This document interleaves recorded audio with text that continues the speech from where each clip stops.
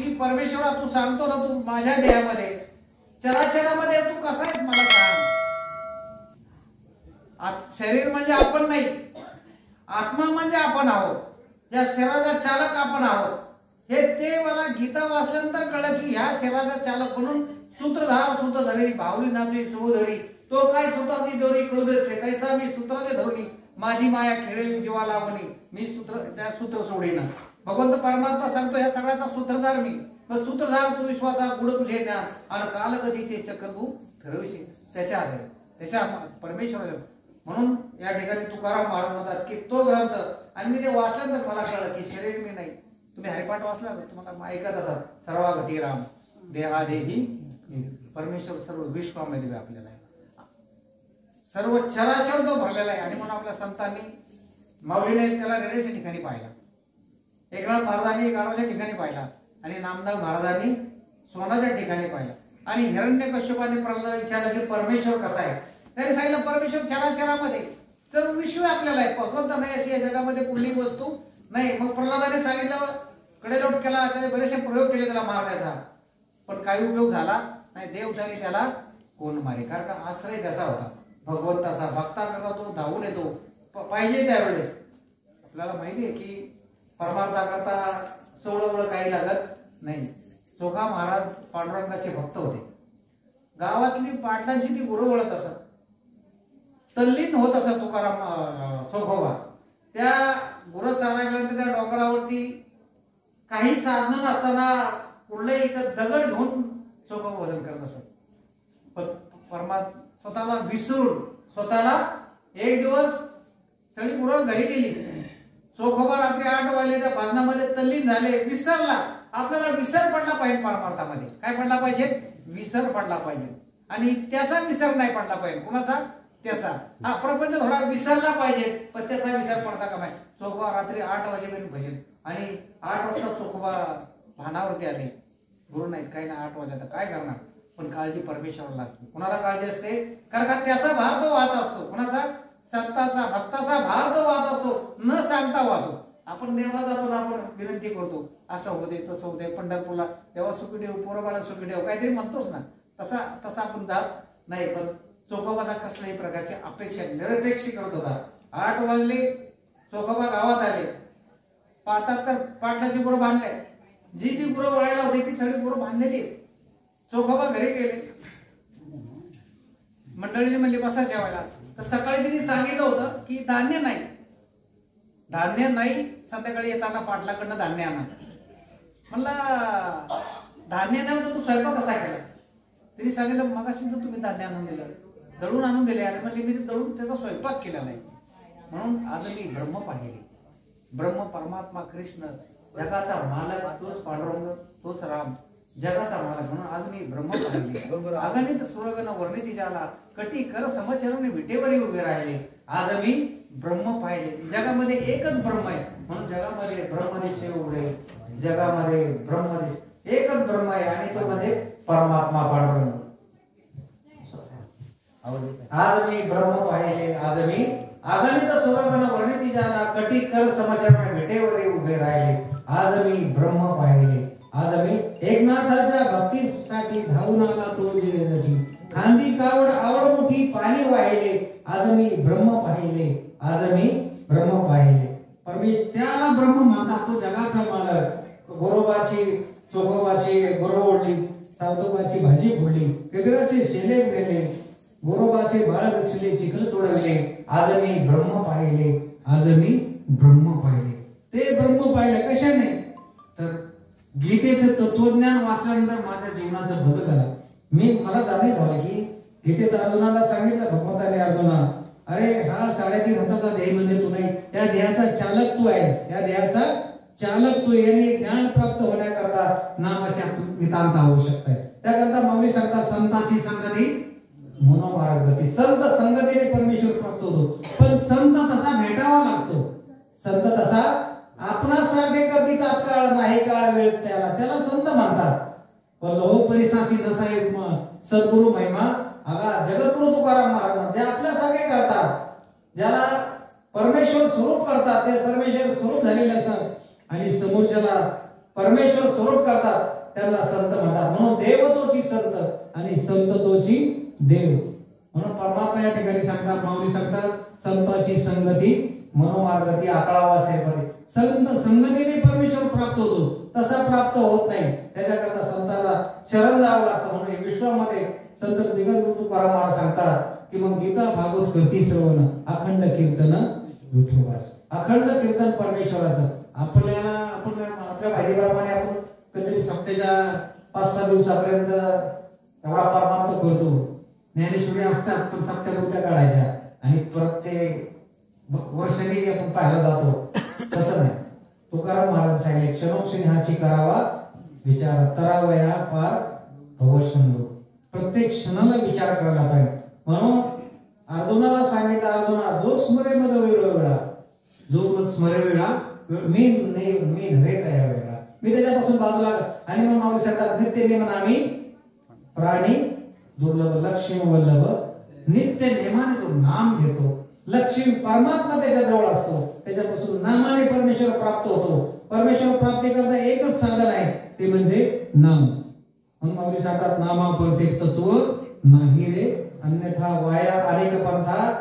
आणि मग माऊली सांगतात, पुराण प्रसिद्धी बोला वाल्मिक, नामे तिन्ही लोक उद्धरती. नामाने तिन्ही लोकांचा उद्धार होतो. कोण सांगतं? वाल्मिक ऋषीने राम जन्माच्या आधी 60,000 वर्ष सांगितले. त्या जंगलामध्ये बाल्या कोळी वाटमारी करत होता. त्याने 7 रांजण भरले होते. किती? एक मनुष्य मारला तिथे एक रांजणामध्ये खडा टाकायचा, असे 7 रांजण भरले होते. पण संताची गाठ पडली, संताची नारदांची भेट झाली, वाल्याचं परिवर्तन झालं.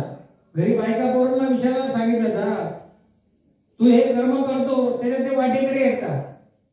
बायका मुलांनी सांगितलं, आमचा काही संबंध, तुझं कर्म तुझ्यापाशी, तू काय करतो आम्हाला माहित नाही, फक्त तू आणून दे ना आणि खाणं बनवणं हे आमचं काम आहे. कर्माचे आम्ही बनवून केले कर्म झाले त्याची भोगाले आणि उपजले मेले ऐशे किती. एका जनार्दनी नाही येते येत्यादी सुखाची विश्रांती हरिसंगे. कर्म हे ज्याचं त्याला करावं लागतं. आपलं रामायण मालिका सर्व आहे. राजा दशरथ शिकारीला गेला होता आणि शिकारीला गेलेला असताना बोलवली, आवाज आला आणि राजा दशरथाने बाण मारला तो रावणाच्या छातीमध्ये. ऐक आवाज आला आणि आवाज आल्यानंतर राजा दशरथ ते चूक लक्षात आले. राजाच्या खाली उतरला, पाहिलं तर 15-16 वर्षाचा मुलगा, कळशी आणि छातीत बाण. राजा दशरथाने छातीत रुंदीला बाण रावणाच्या काढला आणि त्या तोंडावर हात फिरवला. त्याने मला कोण आहे, मला मी कशाला निघालोय रावणाचा बाळ, पण माझे आई वडील वृद्ध आहे, तिथं रस्त्याच्या कडेला आहे, त्याला डोळे नाही, त्याला दिसत नाही, ते माझ्यावर पूर्ण डिपेंड आहे, माझ्याशिवाय ते काही करू शकत नाही. रावणाने सांगितलं, तर माझं काही खरं नाही. राजा दशरथा निरापराध मारला, मी माझ्या आई वडिलांना कशाला घेऊन चाललोय. राजा दशरथाच्या डोळ्यात अश्रू आले. ते आपल्याकडनं आयुष्यामध्ये मोठी चूक झाली. केले कर्म झाले त्याची भोगा आले. कर्म केल्यानंतर त्याचं त्याला मी त्याकरता सांगतो की वाल्या कोणाच्या बायकोने सांगितलं पोराने, तुझा कर्म तुझ्यापाशी, आमचा काही संबंध नाही. मनुष्याने ते तुमच्या आमच्या करता पण लागू आहे. आपण करतो पण कर्म चांगले केलं पाहिजे, कारण वाईट कर्माचा जबाबदार आपण असतो आणि चांगल्या कर्माचा जबाबदार आपणच असतो. आणि ते कर्म ज्यावेळेस दशरथाने सांगितलं, श्रावणा तुझ्या आई वडिलांना मी कशाला घेऊन जाईल, काळजी करू नको, मी तुझ्या जागेवर तुझ्या आई वडिलांचा मी मुलगा होईल. राज्य वगैरे सगळं सोडून दिलं. श्रावण बाळाचा त्याने विधी केला आणि पाणी घेऊन गेला. एका झाडाखाली म्हातारे बसले होते. आवाज आल्यानंतर त्याला वाटलं श्रावण बाळाला. त्यांनी सांगितलं, श्रावणा लय उशीर झाला, काय एवढा वाटला तू कोणता होता, आम्हाला तुला वाटतं तू आम्हाला विसरलास का काय, किंवा एखाद्या पक्ष प्राणी तुझा घात केला, एवढा वेळ लागला म्हणून. तसं तर काहीच बोलला नाही, कारण का बोलावतं हे पाणी पिणार नाही, दिवस कार्याने गटल झाले ते राजा श्रावणाच्या एवढी नाही असतो. त्या वडिलांनी सांगितलं, श्रावणा तू जर नाही बोलला तर आम्ही पाणी पिणार नाही, अन्नाचा घास सुद्धा घेणार नाही. तुला आमचा कंटाळा आला का, तुला आमच्यापासून त्रास झाला का, तुम्हाला मी कशाला चालवलं, आमची चूक झाली, श्रावणा तुला परत आम्ही तसे देणार नाही.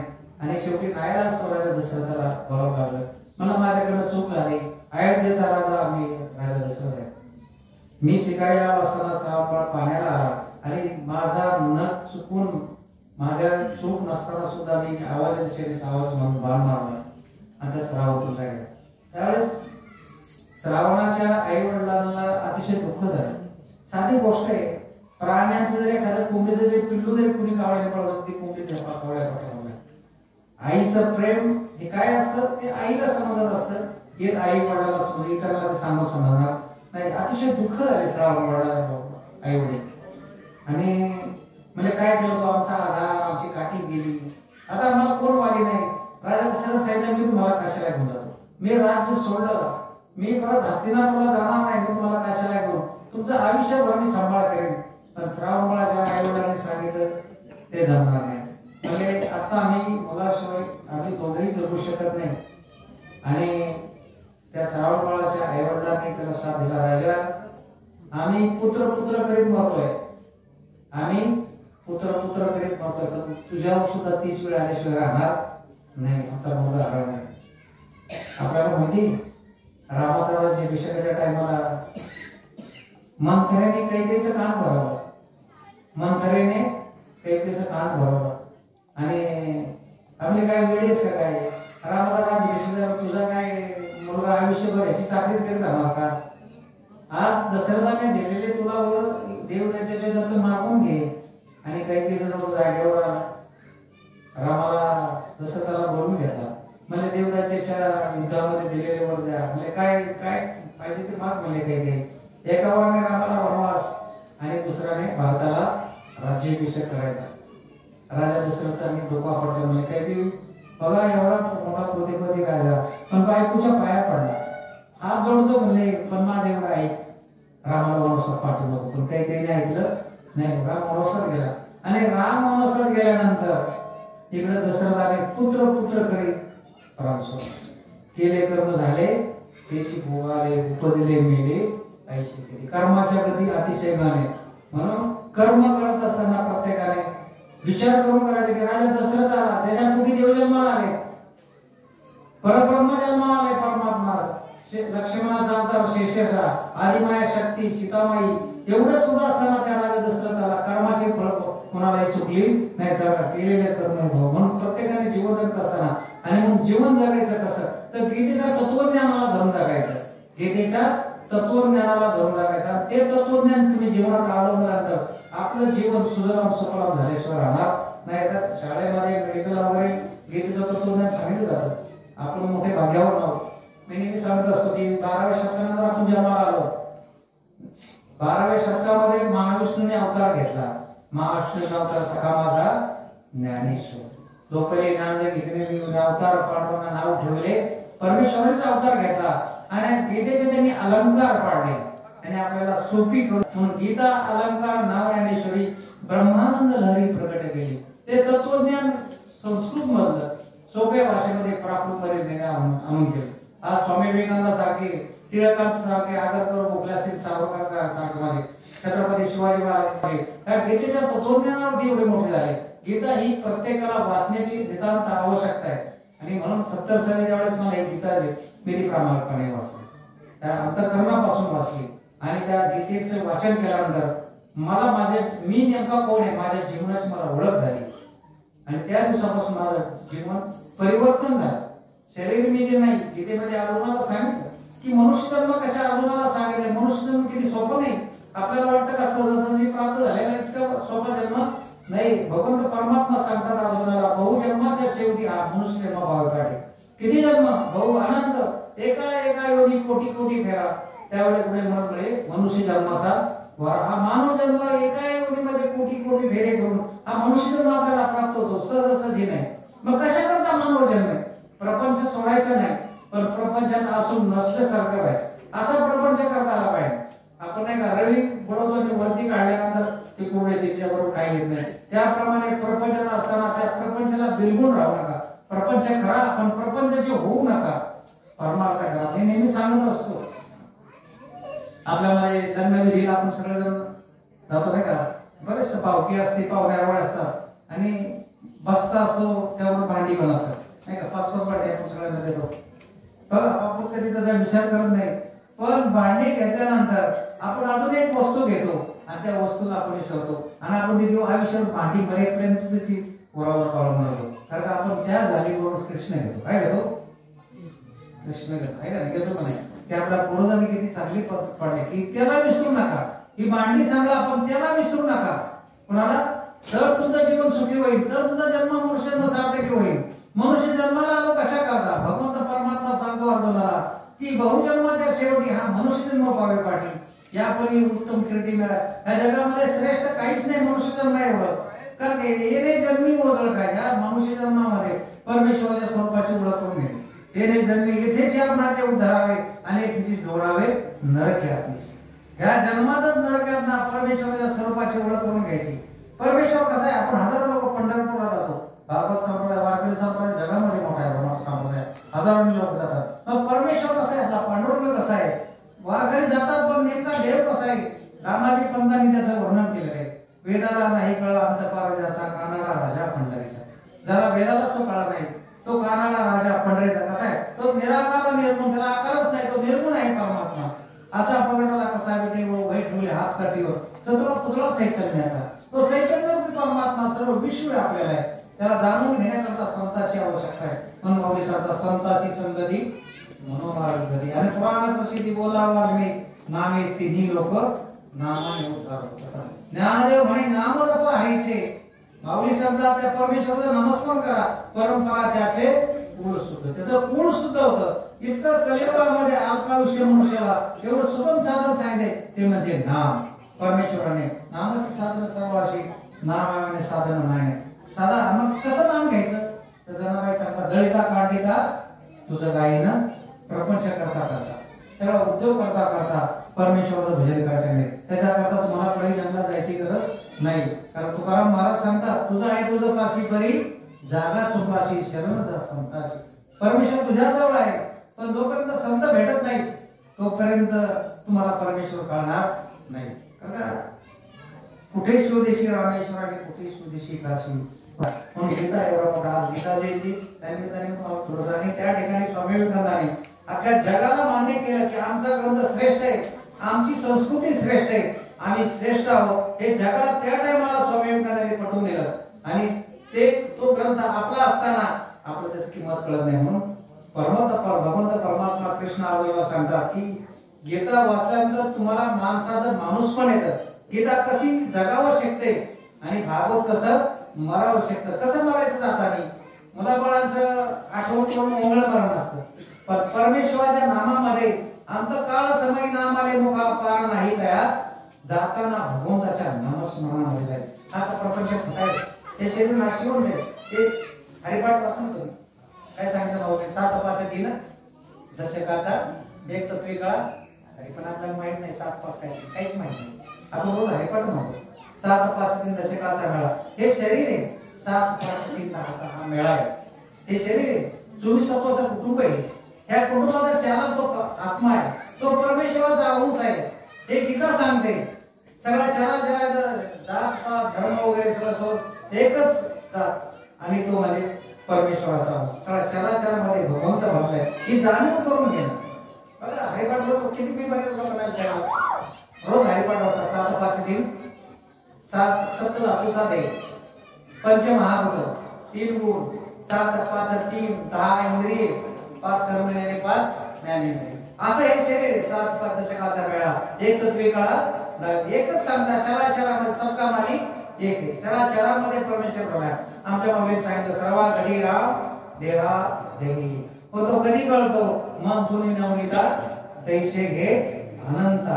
मंथन झालं पाहिजे विचाराचं, नामाचं मंथन झालं पाहिजे. संत भेटल्यानंतर त्या नामावरती मंथन केल्यानंतर आपल्याला त्या स्वरूपाची प्राप्ती होते. दह्याचं लगेच तूप होत नाही. त्याचं लोणी दही झाल्यानंतर दुधाचं दही, दह्याचं लोणी लोण्यानंतर तूप होत असतं आणि परत तूप दूध होत नाही आणि ते परत खराब होत नाही. म्हणून मंथुनी नवनीता. तसं आपल्याला आपल्या स्वरूपाची प्राप्ती झाल्यानंतर पुनरुपी जन्म, पुनरुपी मरण, पुनरुपी जननी जठरी शेण, ह्या सगळ्या गोष्टी आपल्याला संपून जात असतात.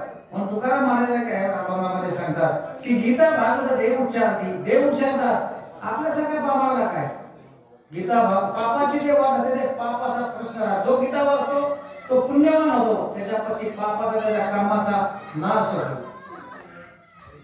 पापाने सगळं वासना वासना एका नामामध्ये रंगून गेली. जिथं द्वैत संपलं मग साधने राहिली कशी? साधना राहू शकत नाही. एकच रूप पाहणं, चराचरामध्ये परमेश्वर पाहणं म्हणजे सगळ्या वासनांचा त्याग केला. वासना म्हणून सांगितले वासनेचा संगी नको जाऊ म्हणा पाहत्या रावणा. काय झालं? इंद्रा पडली भगे चंद्र झाला काळा, मोहिनीच्या संगे भस्मासुर गेला. वासना गेली, ज्या दिवशी वासना गेली त्या दिवशी जन्ममरण संपलं. परत जन्माला यायचं नाही. ती संपवण्याकरता हे आपण जे सप्ते भरवतो, हरिनाम घेतो, संत संगती करतो, हरिपाठ वाचतो, पंढरपूरची वारी करतो, आळंदीची वारी करतो. कशा करता? तर हे विकार गेले पाहिजे. आणि जोपर्यंत ते विकार जात नाही तोपर्यंत वारकरी होऊ शकत नाही. म्हणून होय होय वारकरी पाहे पाहे रे पंढरी. त्या ठिकाणी तुकाराम महाराज म्हणतात की गीता भागवत करती सर्व अखंड कीर्तन विठोबाचे. आणि तुका म्हणे मज घडो त्यांची सेवा. जे गीता भागवत श्रवण करतात आणि परमेश्वराचं भजन करतात त्यांची सेवा मला घडो. त्याला माझ्या दैवाला फार नक्की सोपे फिल्ममध्ये आपल्याला सांगितले बघा की साधन नाही, पुढे जायची गरज नाही, कुठेही जाऊ नका.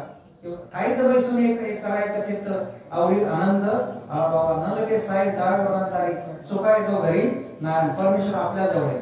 परमेश्वर कस्तुरी मृगाच्या नाभी व्यर्थ हिंडे वनांतरी साखरेचे मूळ ऊस.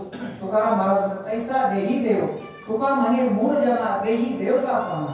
देवाला या ठिकाणी स्वामी विवेकानंद ज्यावेळेस कलकत्त्याला 72 दिवस साधना केली त्याला दिव्य ज्ञान प्राप्त झालं. आणि दिव्य प्राप्त झालं स्वामी सांगितलं की मी ब्रह्म आहे.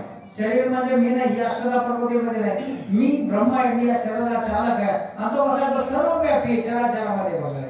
म्हणून एकदा महाराजांनी काशीला गंगेची कावड काशीला चालवली. जाता जाता पाहायला वाटत गाडव पडत उन्हाळ्यात दिवस होते.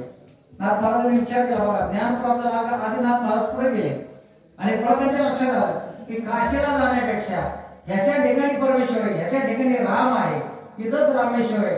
आणि एकनाथ महाराज परत माघारी फिरले आणि त्या गावाला पाणी पाजलं. तो पण कधी? ज्या दिवशी संत भेटले त्या दिवशी. ज्या दिवशी नामदेव महाराजांचा बघा की लोकांना माहिती की नामदेव महाराज परमेश्वरला विटेवरच्या पांडुरंग सोडून मानत नव्हते. परमात्मा कसा आहे नामदेवला माहित नव्हतं.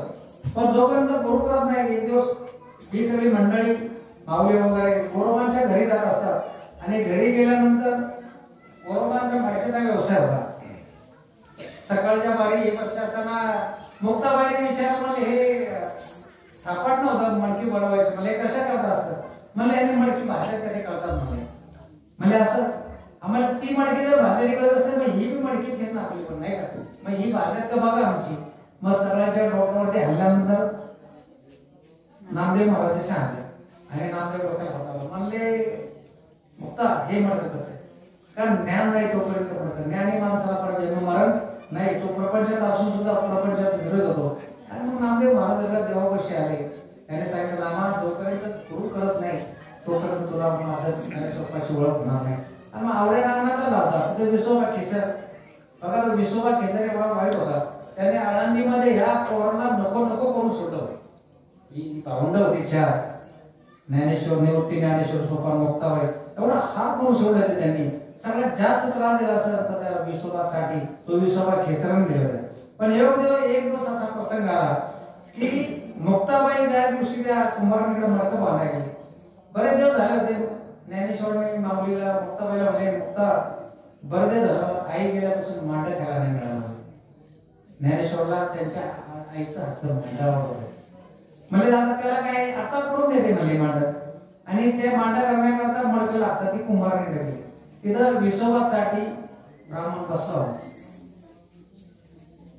मुक्ताबाईने कुंभारने म्हणलं हो ताई माझ्या भावाला मला मांड करून द्यायचे मला मडकं द्या का. विसोबासाठी त्या कुंभार सांगितलंय संन्यासीची गारठी तुझा वाडा पाठवला तुझं घर पाठवलेला हाकल. आणि कुंभारने मुक्ताबाईच्या घरात मारली. घरात मारल्यानंतर थोडं असू आली जोरात मारली थापड. बारीक पोरगी 7-8 वर्षाची मुक्ताबाई घराला हात लावून परत आली. सिद्धपेठामध्ये त्याची ती झोपी होती. मुक्ताबाई रडत आल्यानंतर पाहिलं तर ज्ञानेश्वरांनी विचारलं माऊलीने विचारलं मुक्ता गालाला का हात लावला. म्हणजे काय नाही दादा मडकं नाही दिलं म्हणजे नाही दिलं कुंभारांनी म्हणूनच मला जरा वाईट वाटलं. चेहरा उतरला होता मुक्ताबाईचा आणि डोळ्यातनं अश्रू येत होते मुक्ताबाईचे. म्हणजे माऊली जवळ आले तिला जवळ घेतली आणि हात बाजूला काढल्यानंतर तिच्या गावाला 5 बोट उठली होती मुक्ताबाईच्या. माऊलीच्या वेळानं सुद्धा असं आले बघा, परमेश्वराचा अवतार विठ्ठल पंताचे भाग्य थोर कोटे आले ज्ञानेश्वर. परमेश्वराने एक किती भाग्यवान आई वडील असतील की 4 दैवाने ब्रह्मा विष्णू महेश आणि आदिशक्ती मुक्ताबाई 4ने त्यांच्या पोटी अवतार घेतला. म्हणून जनाबाई म्हणतात सदाशिवाचा अवतार स्वामी निवृत्ती दाता, महाविष्णूचा अवतार सखा माझा, ब्रह्मी सोपांत झाला, आदिशक्ती मुक्ताबाई दासी जणी लागे पाहिजे. आणि माऊलीला अतिशय वाटल्याने माऊलीने म्हणजे मुक्ता तुझी इच्छा पूर्ण करतोच. करता मनुष्य जन्म आहे, आपल्याला मूळ ठिकाणी जाण्याकरता हा मानव जन्म आहे. पण देवाचं द्वार माऊली सांगते देवाच्या द्वारी उभा क्षणभरी तेने मुक्तीचारी. देवाच्या द्वारामध्ये गेल्यानंतर 4 मुक्ती प्राप्त होतात. आपण रोज मंदिरात या, तिथं मंदिरातच आहे ना, मग आपल्याला मुक्ती प्राप्त होतात का? मी माझं परवा पंढरपूर आळंदीला प्रवचन होतं, पंढरपूरला जातो आम्ही, मग ते तिथं मुक्ती प्राप्त होतं का? नाही, देवाचं द्वार शरीरामध्ये कुठं आहे? म्हणून पहा शरीर 10वे द्वार ते पंढरी जगद्गुरु तुकाराम महाराज. आपल्या शरीरामध्ये 10 द्वार आहेत, एक द्वार बंद आहे, ते नामाने द्वार उघडलं जातं. माऊली सांगतात देवाच्या द्वारी उभा क्षणभरी तेने मुक्तीचारी साधिला. 9 द्वार एक विशेष सेवना करतात, पण ते 10वे द्वार आहे ना, ते द्वार बंद आहे. आणि ते मानव जन्मामध्ये संतांच्या नामाने ते उघडायचं असतात. ते उघडल्यानंतर परत जन्म मरण, पुनरुपी जन्म, पुनरुपी मरण, पुनरुपी जन्म. म्हणून तुकाराम महाराज म्हणतात आम्ही जातो आमच्या गावा, आमचा राम राम स्वरूपाला मिळाले. आपल्याला परमात्म्या स्वरूपाची ओळख त्या ठिकाणी गाठ पडते. म्हणून देवाच्या द्वारी उभा क्षणभरी ते 10वे द्वार, म्हणून 9 द्वारे भेदून नामदेव महाराज म्हणतात ज्यांनी केली 10वे द्वारी 9 द्वार बंद केली आणि 10व्या द्वारामध्ये जनाबाई नाम म्हणे जरी पाहे दारी विठ्ठल. मग आपल्या शहरामध्ये पहा शहरी 10वे द्वारात आहे. आपण एक टाळू भरतो ना, 10वे द्वारात आहे पंढरी. ज्या ठिकाणी आलो त्या ठिकाणी परत जायचं, परत जन्म मरण नाही आणि परत मरण नाही, पुनरुपी जन्म, पुनरुपी मरण. एवढ्या करता हरिपाठ, एवढ्या करता सत्संग, एवढ्या करता वाचन करायचं, एवढ्या करता संताला शरण जायचं. मनुष्य जन्म एवढ्या करताय कारण की इतर योनीमध्ये भजन करता येणार नाही. इतर योनीमध्ये तुम्हाला हे कुठल्याही गोष्टी प्राप्त होणार नाही. एवढीच एक अशी योनी की मानव जन्मामध्ये आपल्याला आपल्या जीवाची सोडवणूक करून घेता येते. परत जन्माला येणं, परत मरण, परत मृत्यू, त्यातून जर चुकवायचं असेल आणि आपल्याला मूळ ठिकाणी जायचं असेल, म्हणून स्वामी विवेकानंदांनी शिकागोमध्ये गेल्यानंतर सांगितलं अहम ब्रह्मास्मी, मी ब्रह्म आहे. कधी पण त्या अवस्थेला गेल्यानंतर मन दोन्ही नवनीता तैसे घे अनंता. तसं त्या अवस्थेला गेल्यानंतर स्वामी सांगितले मी ब्रह्म आहे. एकदम आद्य शंकराचार्य शंकराचा अवतार म्हणतात, त्यांनी हिंदुस्थानमध्ये 4 पीठ स्थापन केले. एकदम खलिदम ब्रह्म, हे सगळं जगत ब्रह्मरूप आहे. आपण ब्रह्मरूप आहोत. साधी गोष्ट हरिपाठात माऊली सांगतात सर्व घटीराम देहादी. सर्व चराचरामध्ये हिरण्यकश्यपाने कळवले नारायण पुढे मला सगळीकडे नारायण आहे, मला खांबात पण पाहण्याचा दृष्टिकोन बदलला पाहिजे. म्हणजे जे भेटी होते ते मानिजे भगवंत. म्हणून ज्ञानेश्वराने रेड्याच्या पाशी पाहिला, पण मी आळंदीला नेहमी जात असतो की रेडा वेद बोलला, पण वेद बोलला आपल्याला माहित नाही. रेडा काय बोलला, रेड्याच्या मुखातून काय चालतं हे आपल्याला माहित नाही. जाणण्याकरता संतांची नितांत आवश्यकता. ज्ञानेश्वराने रेड्याच्या ठिकाणी पाहिला, एकनाथ महाराजांनी दळदबाच्या आणि नामदेव महाराजांनी सोनाच्या ठिकाणी, हिरण्यकश्यपाच्या चारात परमेश्वर प्रल्हादांनी सांगितलं सगळं चारात जळी सळीकारची पाशाने करून दशामुले बोलला परमेश्वर सर्व विश्व आपल्याला आहे. तुम्ही आम्ही परमेश्वराची रूप आहोत. या शब्द अद्भुत हे म्हणजे आपण नाही. म्हणून सांगतात 7 5 3 दशकाचा मेळा एक तत्वी कळा 10वी आली. तो परमात्मा, तो सर्व या विश्वामध्ये द्वैत काही नाही. प्राणी मात्र सगळ्या ठिकाणी परमेश्वर सगळ्या ठिकाणी. मुंगीपाशी तो आणि ब्रह्मदेवापाशी पण तो. ज्या दिवशी तुमची समबुद्धी निर्माण आहे, मी नेहमी सांगतो असतो एक दृष्टांत की गोकुळाष्टमीचा कार्यक्रम होता आणि लहान महाल जिजाबाईचा 8 दिवस झाला ते गोकुळाष्टमीचा कार्यक्रम सजवायचं काम चालू. इतकं मोठं गडबड चालू तिला. आणि राजांच्या थोरल्या पत्नी सईबाई निंबाळकरांच्या होत्या, संभाजीराजांच्या आई. तर ते थोडा वेळ बाहेर गेल्या आणि त्यांनी तिला लोकांना विचारलं जिजाबाईने की सई कुठे गेली, सई कुठे गेली. तर ते म्हणजे आत महाराज गेले. सईबाई आल्या आणि म्हणजे जिजाबाईने विचारलं काय कुठे गेले होते. म्हणजे सईबाई म्हणजे राजाला खेळ करून द्यायला गेले होते, राजाला खेळ करून द्यायला गेले. त्यावेळेस जिजाबाई म्हणल्या सई आता देवाची लगबग चालली आणि तू कशाला गेली, आचार्य बसून नसते खेळ देते काय फरक पडला असता. त्यावेळेस सईबाईंनी सांगितलं जिजाबाईला की जिजाबाई सांगायची की राजाला आम्ही कृष्णाच्या जागेवर पाहतो, छत्रपतींना आम्ही कृष्ण जागेवर पाहतो. साईबाईंनी सांगितलं आम्ही सुद्धा त्याला कृष्ण म्हणूनच पाहतो. त्या दिवशी द्वैत गेलं, त्या दिवशी द्वैत गेलं. आम्ही छत्रपतींना राजांना सुद्धा पतींना त्या ठिकाणी ते पाहतो, दैवत म्हणून पाहतो. ज्या दिवशी मुक्ती होईल त्या दिवशी परमेश्वर आपल्यापासून लाभ नाही. आणि त्याकरता परिवर्तन म्हणून या ठिकाणी तुकाराम महाराज म्हणतात की उगवला दिवसच आहे तो क्षणात. दिवस सकाळी उगवलेला आपण काय म्हणतो, दिवस कामात असं कुठं दिवस गेला कळला नाही, कुठं दिवस गेलेला कळला नाही. आणि तो गेलेला दिवस आयुष्यातला कमी झालाय, आपण मृत्यूकडे जवळ गेलो. पण तुकाराम महाराज म्हणतो काय करायचं, क्षणोक्षणी ह्याची प्रत्येक क्षणाला सत्याप्रती येऊ नका.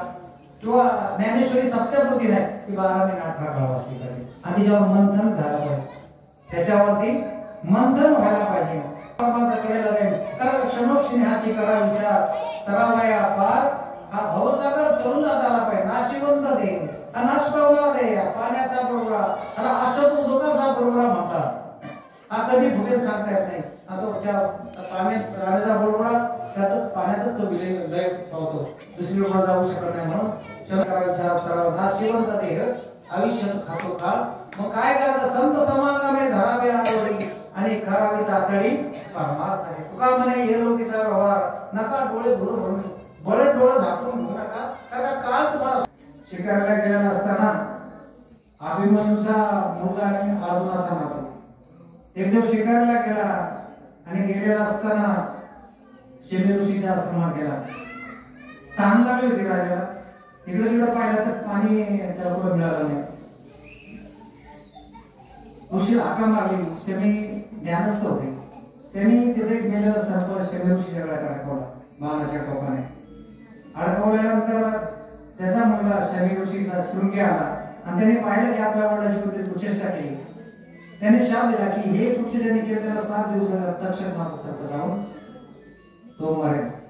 संतांचा शाप कधी खोटा होत नाही, साधूचा वचन कधी भंग होत नाही. का ते बोलले आणि शमीला कळल्यानंतर त्यांनी शृंगीला सांगितलं जा पृथ्वीपती राजा परीक्षित पांडवांचा वंश तू चुकून शाप दिला, द्यायला नव्हता पाहिजे, हे संताला शोभत नाही. आणि शृंगीला हस्तिनापुराला लावला. परीक्षिताला सांगितलं त्याने असं सांगितलं शाप चूक झाली. परीक्षित राजा गडबडाने 7 तळाच्या माडीवरती त्याने ती अशी व्यवस्था केली की तक्षक तिथपर्यंत येऊ शकणार नाही. आणि त्या टायमाला व्यासपुत्र सो त्यांना त्या ठिकाणी भागवत कथा सांगत होते की 7 दिवसात मनाचं शांतवन करण्याकरता. आणि 7 दिवस भागवत कथा चालू असताना एकदा देव इंद्र आला त्या ठिकाणी कथा चालू असताना आणि राजा परीक्षिताला सांगितलं की स्वर्गाचं राज्य तुला देतो, काय द्रव्य वगैरे काय सगळं देतो, पण भागवत कथा अमृत मला दे. अमृत पेल्यानंतर मनुष्य जिवंत होतो, पण भागवत कथा अमृत ऐकल्यानंतर भागवत कथा ऐकल्यानंतर जन्म मरणाचे फेरे सुटतात, काय होतात आणि आपल्याला आपल्या स्वरूपाची प्राप्ती होते. परीक्षित राजाने सांगितलं तुला मला स्वर्गीचा अमृत नको, मला भागवत कथा. आणि 7 दिवसात परीक्षित राजा धरून गेला.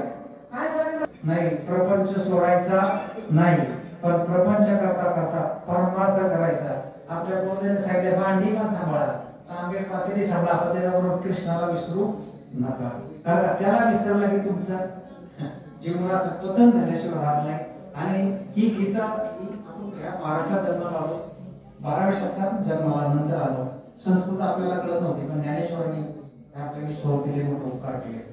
इतकी सोपा ग्रंथ ज्ञानेश्वरीचे इतके अलंकार पाडले आणि ती ज्ञानेश्वरी गीते आपल्यापर्यंत पोहोचवली.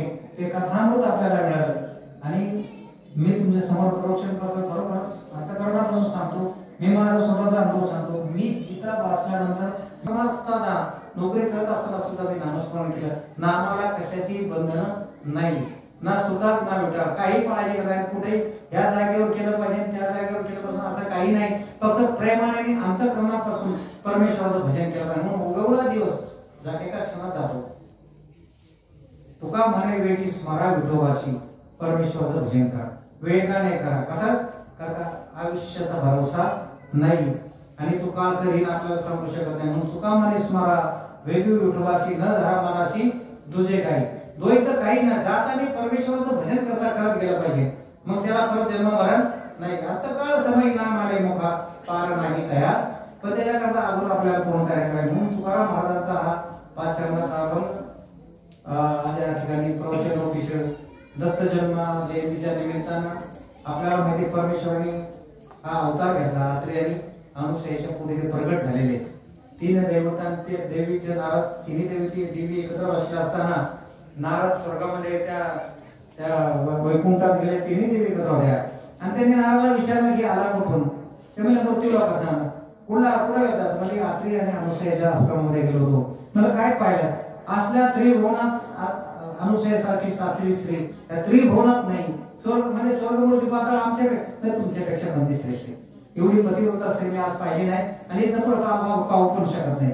आता ते शेवटी श्रीमच्छर जागा झाला आणि त्यांनी म्हणले बरं आता बघू म्हणले तुझी अनुसया किती श्रेष्ठ आहे आणि तिचं प्रतिवृत्ती आम्हाला पाहिजे. तिचं प्रतिवृत्ती आम्हाला पाहिजे. आणि प्रसंग असा आला की त्यांनी नवऱ्यावर हट्ट धरला की अनुसयाचं सत्व हरण करा. आता शेवटी बायकांचं नवऱ्याला ऐकावं लागतं. आता पहिल्या बी ऐकत होते ना आता पण ऐकतात का ते पुरुषाचं चालत नाही. स्त्रियांचं ऐकावंच लागतं थोडंफार. मी नेहमी एक कथा सांगत असतो की अकबराचा दरबार भरलेला असताना एकदा बिरबलाचा त्याच्या दरबारी कारखाना होता.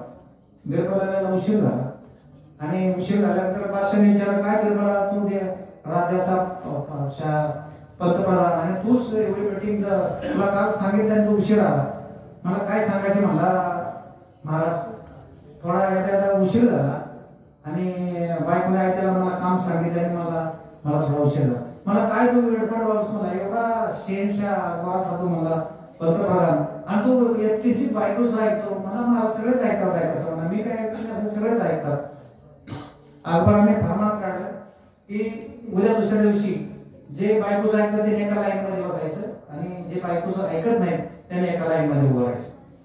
ब्रह्मा विष्णू महेश त्यांनी सुद्धा ऐकलं बायकांचं आणि ती परीक्षा पाहण्याकरता इकडं पृथ्वीलोकी आले अनुसयाच्या आश्रमामध्ये. दुसऱ्या दिवशी दरबार भरला. सगळे इकडं गर्दी जास्त होती. सगळे बायकांचं कोणी ऐकत नाही असं कोणी सगळे होते. पण एक मनुष्य आला होता पण त्याची बायको जाता नाही घरी सांगितलं म्हणे गर्दी जाऊ नका एका बाजूने जाऊ नका गर्दीत मागा जाऊ. तर ते आला आणि तो दरबार एका बाजूला उभा राहिला. लय गर्दी दिसू नका म्हणे. तो एका बाजूला उभा राहिला. अकबराने बिरबलाला बोलावलं म्हणे याचा सत्कार काय हा एवढा एक का होणार दरबारात एक माणूस बायकोचा ऐकणार नाही. त्याने त्याला काय ते देणार होते बक्षीस घेतला आणि द्यायला गेले काही सोन्याच्या मोहरा वगैरे. तो रडायला लागला. पाचशे मला रडतो काय मला येणार तू बायकोच नाही तू माझ्या बाजूनेच माझं घर ठरलं एक तरी माणूस सापडला. बराच वेळ रडल्यानंतर त्याला थोडा सावध शांत केला बिरबला. मला काय प्रकार नाही मला बायकोनी साहेब घरी जाताना गर्दी जाऊ नका म्हणून बाजूला उभा राहतो. त्या निमित्ताने हे सगळे तिन्ही देव आले अनुसयाकडे. भोजन मागितलं दुपारच्या टायमाला व्यवस्था आवश्यक मागितलं. त्यात कथा येतात आपल्याला वेळ माझा कमी व्यवस्था आवश्यक मागितलं. अनुसया आत गेली म्हणजे ही अतिथी ही माझी मुलं आहेत आणि ती मुलं झाली. अनुसयाने ती पाळण्यामध्ये घातली. आता ह्या नंतर बरेच देव नाही आले म्हणून ह्या तिन्ही राण्या देव तिथं आले आणि पाहतात ते ही पोरं पाळण्यामध्ये उडी पडलेली की अनुसया त्यांना खेळवत्या पाना पाचत्या. अनुसयाला विचारलं की म्हणजे तुमची ओळखून घ्या. पण त्यांना तिथे तिन्ही पोरं ओळख आली. तिन्ही पोरं एक सारखेच होते. अनुसयाला सांगितलं तूच आमचे उपकार कर आणि आमचे एवढे आम्हाला परत देतो. हा दत्त महाराजांचा अवतार अवधूतांचा अवतार आहे. दत्त महाराजांनी 24 गुरु केले. किती केले? 24 गुरु केले. जो जयाचा गुरु तो गुरु केला मा जग सर्व गुरुमय. त्याने कुमारिकेला गुरु केला. ते 24 गुरुचा एवढा वेळ नाही. कुमारिकेला गुरु केला. एक कुमारिका होती तिचं लग्न ठरलं होतं आणि लग्न पटापटी पसंती झाली होती आणि एक दिवस तिकडली माणसं फायनल करण्याकरता येणार होती आणि त्याच दिवशी या मुलीच्या घरच्यांचं काहीतरी अर्जंट काम निघालं. ती बाहेर गावाला गेली होती. तर ही मुलगी एकटीच घरी काय करायचं का ती बी नवीनच होती न पोरीला. तिने घरात पाहिलं तर वगैरे तांदूळ वगैरे नव्हते आणि माणसाला तिने पाणी वगैरे दिलं आणि ती तांदूळ कुटायला घेतलं त्यांनी. आता तांदूळ कुटायला लागल्यानंतर दिसायला बांगड्या होत्या. आता बांगड्या गेल्या नाही पहिल्या पोरी बांगड्या होत्या हातभर. ती कुटायला गेल्यानंतर आवाज व्हायला लागला बांगड्याचा. तिने विचार केला की मी आता कामाला लागले जेवणाच्या तयारीला तर पाहुणे काय म्हणतील म्हणून तिने विचार केला की बांगड्या काढल्या. तिने 2-2 बांगड्या सगळ्या उचलल्या 2-2 ह्याचा 2 ह्याचा पण ती 2 बांगड्या परत वाजायला लागल्या आणि म्हणून त्यांनी त्या बांगड्या एकीकच ठेवल्या, ह्या हातात मध्ये आणि ह्या हातामध्ये, आणि ते कुठायला लागले. बांगड्याचा आवाज बंद झाला. दत्त महाराजांनी त्या कुमारिकेला गुरु केला. ज्या दिवशी तुम्ही एक होता, ज्या दिवशी द्वैत संपन्न, त्या दिवशी तुम्ही परमेश्वर स्वरूप होता. मग ते त्या कुमारिकेला गुरु केला, त्याने त्या सर्पाला गुरु केला. की आपण पाहतो आता आपण प्रपंच जगतो ना, सगळ्या कितीतरी सगळेजण प्रपंच करतात. लग्नानंतर ते सावरायचा प्रयत्न करतो आणि पुढे सून येते, पुढं मुलाचं लग्न होतं, सून येते आणि सून त्या घराचा ताबा घेते. कोणाचा ताबा घेते? त्या घराचा ज्या सासूने सासऱ्याने केलंय त्याचा ती ताबा घेते. आमच्या मुलाचं लग्न झालं ना, मी काम केलं, नोकरीला होतो टेलर वगैरे, ते तिच्या बरोबर जे काही पाठ राखीने ना, तिने विचारलं घर कोणा, ती म्हणजे माझं आहे म्हणे. आणि त्या दिवशी म्हणलं हे घर कोणाचे? माझे. सर्पाला गुरु केला. मुंग्या वारुळ बनवतात, तोंडातला स्राव टाकून हजारो कोट्यानी मुंग्या ते वारुळ बनवतात. आणि ते वारुळ तयार झाल्यानंतर त्या वारुळामध्ये सर्प येऊन राहतो आणि त्या मुंग्याला खातो, त्या मुंग्याला ते वारुळ सोडावं लागतं. सर्पाला गुरु केला दत्त महाराजांनी. 24 गुरु पैकी एक कुमारिका केली, एक सर्पाला गुरु केला. एक लक्षात ठेवा, आपण जेवढं जमवलंय ना, प्रत्येकाने मंथन करायचं स्वतःच दैनंदिन जीवनामध्ये, की एक दिवस मुलाचं लग्न झालं की त्याचा ताबा आपला संपला. वारुळ तयार केलं, सर्पाने ताबा घेतला, त्याला गुरु केला दत्त महाराजांनी. निश्चित दत्त जयंती साजरी करून त्यांचे गुण घेतले पाहिजे आपल्याकडे, आणि ते आपल्याला आपण स्वतः सर्पाला त्यांनी गुरु केला. की आज एवढं मधमोहळ बनवतो, मासे हजारो ठिकाणी मध गोळा करतात, आणि एक दिवस काढणारा येतो नाही का आधी, आणि ते सगळं मोड सगळं मोठं पाट्या करून टाकतो आणि ते काढून टाकतो, आणि त्याचा हजारो त्याच्या माश्या मरून जातात. मधमाशीला गुरु केला दत्त महाराजांनी. म्हणून ना नेमकं प्रत्येकाने जीवन जगत असताना मनुष्य जन्म करत नाही, मंथन करा परमेश्वराचं. दत्त महाराजांचा अवतार काय, कशा करतात, आणि त्यांनी जीवन कसं जगलं. आज गीता जयंती, लोकमान्य टिळक असतील, नागरकर असतील, गोखले असतील, सावरकर, शिवाजी महाराज असतील, छत्रपती संभाजीराजे असतील, स्वामी विवेकानंद, रामकृष्ण परमहंस होते, योगी अरविंद घोष होते, ह्या मंडळींनी गीता वाचली. ते गीतेचं तत्वज्ञान आपण आत्मसात केलं. प्रत्येक भारताच्या जगातल्या प्रत्येक मानवाला गीता ही नितांत आवश्यकता आहे, आणि त्याचं जीवन सुजलाम सुफलाम झाल्याशिवाय राहणार. मी स्वतःचा अनुभव सांगतो, मी प्रवचन करतो गीतेच्या तत्वज्ञान, पण मी प्रेमाने गीता वाचली, श्रद्धेने गीता वाचली, अंतःकरणापासून वाचली. नेमका अर्जुनाला काय तुका म्हणे, वेगी स्मरा विठोबाशी, न धरा मनाशी तुझे काही इतर काही द्वैत मनात परमेश्वराचं भजन करा. हाताने काम करा, मुखाने परमेश्वराचं भजन करा. दळिता कांडिता तुझं गायीन अनंत. आमच्या दानवाईने सांगितलं इतका सोपा परमार्थ त्या कलियुगामध्ये आपल्या मानव जन्माला सांगितलाय, आणि परत जन्म नाही, मनुष्य जन्म सार्थ करा. कुंडली कौरदेव श्री ज्ञानदेव तुकाराम पंढरीनाथ भगवान की जय. माऊली ज्ञानेश्वर महाराज, जगद्गुरु तुकाराम महाराज, सद्गुरु सोपान काका महाराज, आदि शक्ती मुक्ताबाई माता, शांती ब्रह्मनाथ महाराज, सद्गुरु निवृत्तीनाथ महाराज, गोपाल कृष्ण भगवान, छत्रपती शिवाजी महाराज. हरे कृष्णा कृष्णा कृष्णा अवधूत चिंतन देव दत्त गुरुदेव दत्त. थोडा भजन माऊलीचा आपण सगळ्यांनी माईक घेतो. मी म्हणतो देवा इंद्रायणी तांबली, देवा इंद्रायणी तांबली, देवा इंद्रायणी तांबली. ज्ञानेश्वर ज्ञानेश्वर ज्ञानेश्वर माऊली, ज्ञानेश्वर ज्ञानेश्वर ज्ञानेश्वर माऊली, देवा इंद्रायणी तांबली, देवा इंद्रायणी तांबली, देवा इंद्रायणी तांबली.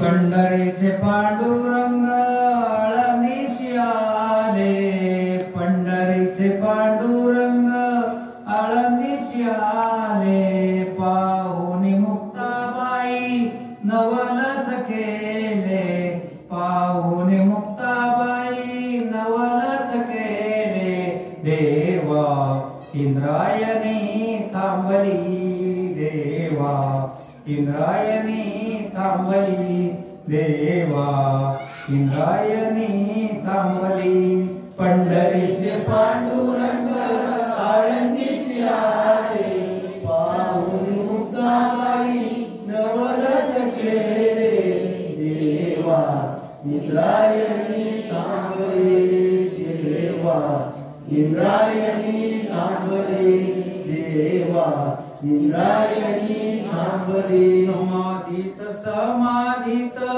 समाधीत ज्ञानेश्वर समाधीत समाधीत समाधीत ज्ञानेश्वर ज्ञानेश्वर ज्ञानेश्वर ज्ञानेश्वर माऊली ज्ञानेश्वर ज्ञानेश्वर ज्ञानेश्वर माऊली देवा इंद्रायणी थांबली देवा इंद्रायणी थांबली देवा इंद्रायणी थांबली समाधी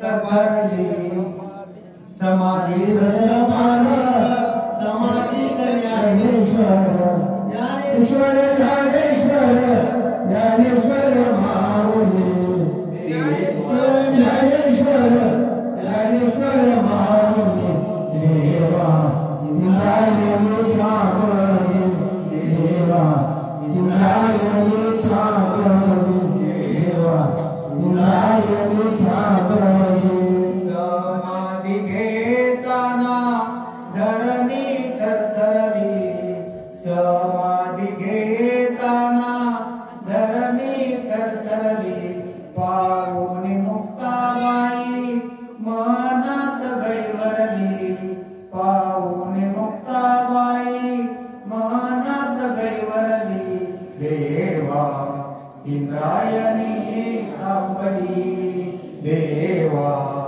इंद्रायणी थांबली देवा इंद्रायणी थांबली ज्ञानेश्वर ज्ञानेश्वर ज्ञानेश्वर माऊली ज्ञानेश्वर ज्ञानेश्वर ज्ञानेश्वर माऊली देवा इंद्रायणी थांबली देवा इंद्रायणी थांबली देवा इंद्रायणी थांबली एक जनार्दनी गणी प्रसादे एक जनार्दनी देवा इंद्रायणी थांबली देवा इंद्रायणी